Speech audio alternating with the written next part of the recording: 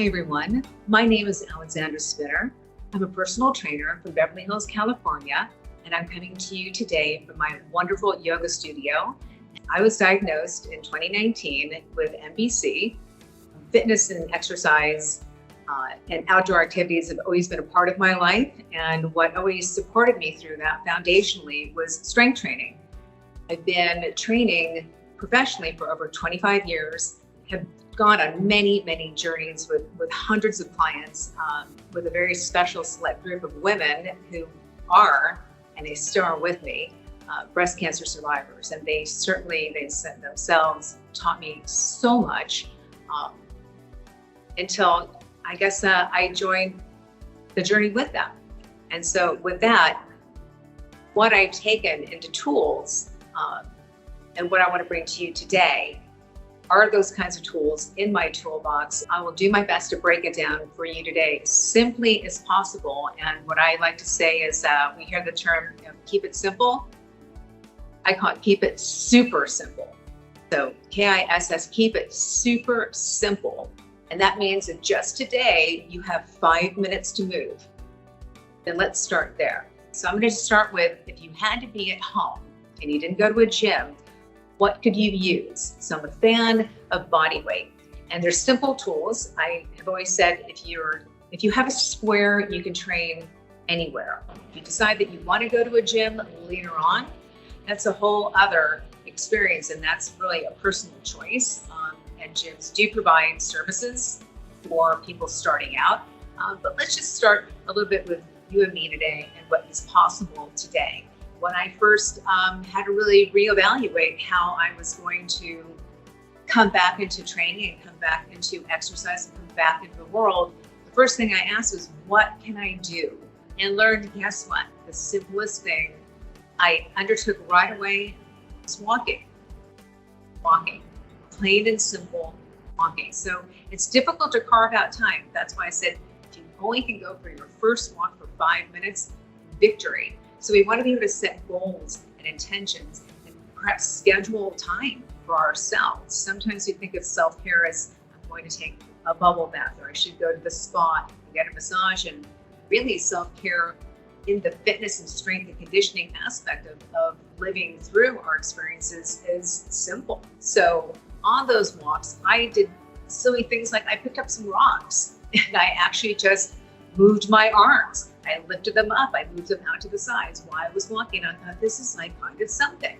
I thought, okay, what can I do more in walk, in forward movement that's going to help me move through doctor's appointments, treatment?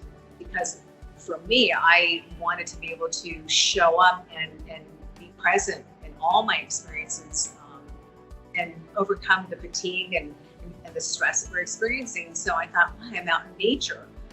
I'm going to move some of these rocks. I'm going to work on my posture. I'm going to keep my abdominals flexed in. And you know what? Really, that's almost all you would ever need to do. That's the number one activity for human beings that we actually do everywhere, all over. It's simple. And then we build on that.